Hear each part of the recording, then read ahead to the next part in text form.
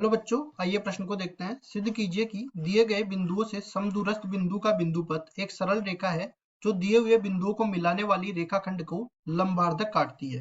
प्रश्न को हल करने से पहले इसकी मुख्य अवधारणा के बारे में चर्चा कर लेते हैं।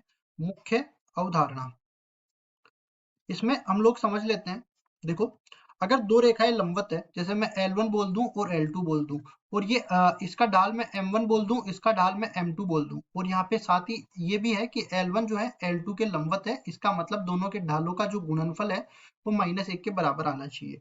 और दूसरी चीज यहाँ पे ये भी बोल देता हूँ कि मान लो कि दो बिंदु दे रखे हैं P, इसके निर्देशांक है x1 y1, और दूसरा बिंदु Q, इसके निर्देशांक है x2 y2। तो इसका जो मध्य बिंदु का निर्देशांक है इसको मैं r बोल देता हूँ, इसके निर्देशांक अपनी तरफ से xy मान लेता हूँ। अब देखो इनके निर्देशांकों में क्या संबंध होता है, x बराबर हो जाता है x1 प्लस x2 बटा में 2 के, और इसी तरह y बराबर हो जाता है y1 प्लस y2 बटा में 2 के।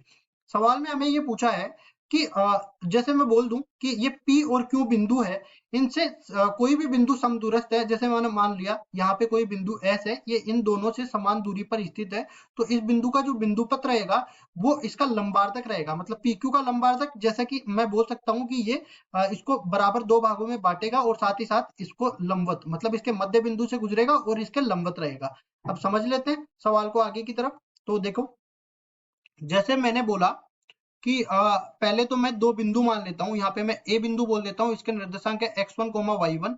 इसी तरह दूसरा बिंदु बी, जिसके निर्देशांक x2 y2। अब इसके बाद में देखो सी बिंदु इनके मध्य में ले लेता हूँ, और मध्य बिंदु के निर्देशांक हो जाएंगे x1 प्लस x2 बटा में 2 के, और इसी तरह y1 प्लस y2 बटा में 2 के। अब देखो मेरे को ऐसा बिंदु लेना है जो इनके समदूरस्थ हो। जैसे मैं यहाँ पे बिंदु मान लेता हूँ, ये बिंदु है मेरा P।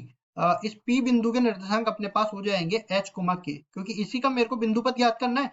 तो इसके लिए क्या करेंगे, दोनों दूरियां समान होगी, और दूरी सूत्र में मैं यहाँ पे बता देता हूँ। देखो PQ के बीच की दूरी अगर मैं निकालना चाहूँ दूरी सूत्र से, तो ये बन जाएगा x2 माइनस में x1 इस पूरे का वर्ग प्लस y2 माइनस में y1 इस पूरे का वर्ग और पूरे का वर्गमूल।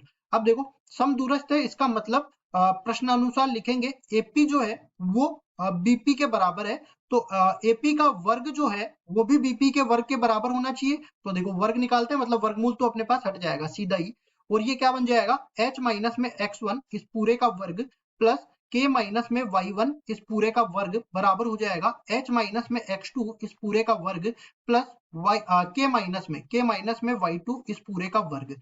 तो देखिए अब क्या बनेगा, यहाँ से मैं कह सकता हूँ कि इसको वर्ग करेंगे तो सर्वसमीका सीधी से लग जाएगी, a का वर्ग प्लस b का वर्ग माइनस 2ab, तो h का वर्ग प्लस x1 का वर्ग माइनस में 2 गुणा में h गुणा में x1, और इसी तरह ये k का वर्ग प्लस y1 का वर्ग माइनस में 2k y1, इसी तरह बराबर में आ जाएगा h का वर्ग प्लस x2 का वर्ग और माइनस में 2 गुणा में h गुणा में x2, और फिर आएगा प्लस में k का वर्ग प्लस y2 का वर्ग और माइनस में 2 गुणा में k गुणा में y2 के बराबर। अब जो कट रहा है उसको काट देते हैं, बाकी सबको एक तरफ ले आते हैं। h का वर्ग k का वर्ग ये इन दोनों से कट जाएंगे, और इसके बाद देखो x1 का वर्ग और इसके साथ ले आते हैं x2 का वर्ग, और इसी तरह यहाँ पे और आगे बढ़ेंगे, और यहाँ से देखो ये x1 वाले को एक साथ ले लेते हैं, तो माइनस में 2h उपनिश ले लेते हैं, तो x1 माइनस में x2 बच जाएगा।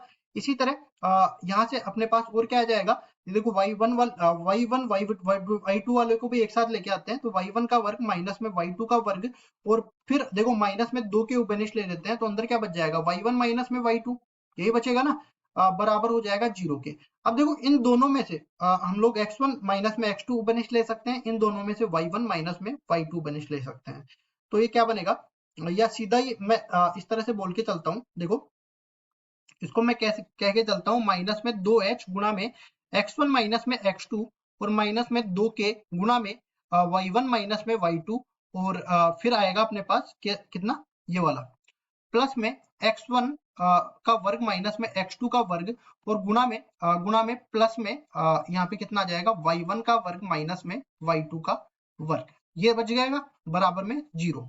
अब देखो बिंदुपथ है तो x का h और k की जगह xy आ जाएगा, तो ये कितना बन जाएगा, देखो पूरे को ऋणात्मक से गुणा कर देता हूँ, तो यहाँ पे क्या बन जाएगा x1 माइनस में x2 गुणा में x माइनस 2 से भाग दे रहा हूँ, और क्या बनेगा, माइनस प्लस का हो जाएगा, प्लस का y1 माइनस में y2 और गुणा में y और फिर माइनस के साथ कितना आ जाएगा, x1 का वर्ग माइनस में x2 का वर्ग और इसके साथ में प्लस में ये कितना बन जाएगा, प्लस में y1 का वर्ग माइनस में y2 का वर्ग और इस पूरे में भाग लग जाएगा 2 का, ठीक है, और बराबर हो जाएगा 0 के।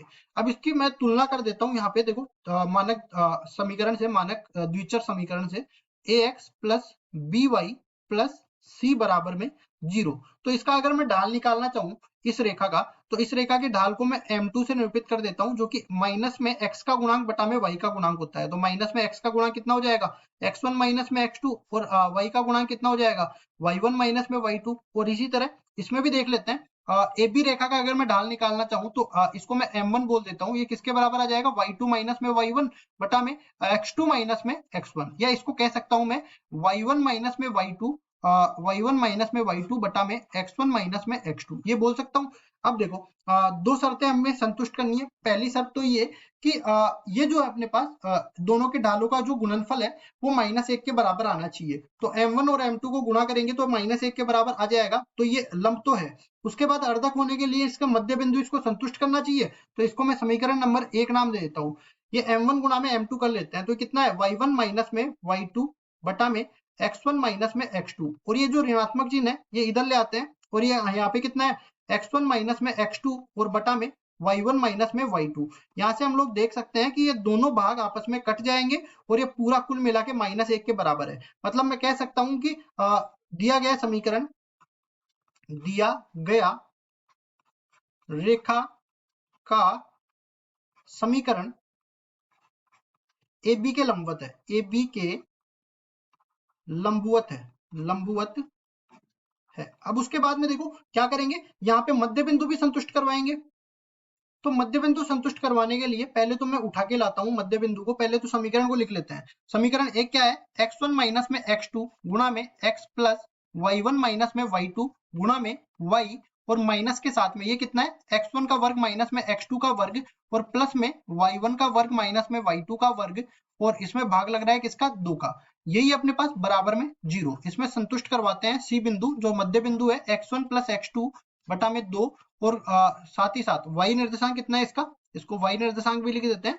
ये अपने पास है y1 प्लस y2 बटा में 2 के बराबर। अब इसके बाद देखो इसको लिखते हैं, यहाँ से x की जगह x1 प्लस x2 बटा में 2 रखेंगे, तो ये x1 माइनस में x2 और गुणा में x1 प्लस x2 और बटा में 2 हो जाएगा। इसी तरह प्लस में y1 माइनस में y2 और गुणा में y1 प्लस y2 और नीचे बटा 2 है तो पूरे के बटा में 2 आ जाएगा। माइनस में इसको अलग कर देते हैं तो x1 का वर्ग माइनस में x2 का वर्ग बटा में 2 आ जाएगा। इसके बाद में ये भी माइनस के साथ में y1 का वर्ग माइनस में y2 का वर्ग बटा में 2 आ जाएगा। अब हम देख सकते हैं कि a माइनस बी गुणा में a plus B, A square minus B square के बराबर होता है, तो x1 का वर्ग माइनस में x2 का वर्ग और बटा में 2 आ जाएगा, ठीक है। और इसी के साथ इसको भी इसके साथ ही रख देते हैं, तो x1 का वर्ग माइनस में x2 का वर्ग बटा में 2 हो जाएगा, प्लस यहाँ पे ये भी देखो सर्व समीकरण लग जाएगी, तो y1 का वर्ग माइनस में y2 का वर्ग बटा में 2, और ये वाला भी इसके साथ रख देंगे तो y1 का वर्ग माइनस में y2 का वर्ग बटा में 2 हो जाएगा, बराबर में 0। तो हम कह सकते हैं कि ये जो है आपस में सब कट जाएंगे और ये पूरा अपने पास 0 बराबर 0 आ गया, मतलब कि मध्य बिंदु रेखा को संतुष्ट करता है। मध्य बिंदु दी गई रेखा को संतुष्ट करता है, दी गई रेखा को संतुष्ट करता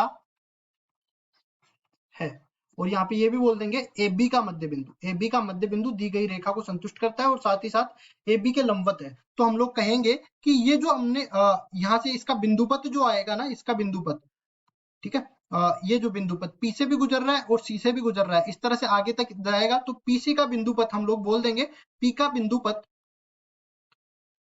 पी का बिंदुपथ, बिंदुपथ एक रेखा होगी। रेखा का समीकरण हमने समीकरण 1 रख के बता ही दिया था, एक रेखा होगी जो ए बी के मध्य बिंदु से गुजरेगी, मध्य बिंदु से गुजरेगी और साथ ही साथ ए बी के लंबवत होगी, और ए बी के लंबवत होगी। इस प्रकार P का बिंदुपत AB का लंबार्धक होगा। AB का लंबार्धक होगा। और यही तो हमें सिद्ध करना था। तो यही अपना उत्तर हो जाएगा। आशा करता हूँ ये सवाल आपको समझ में आया होगा। धन्यवाद।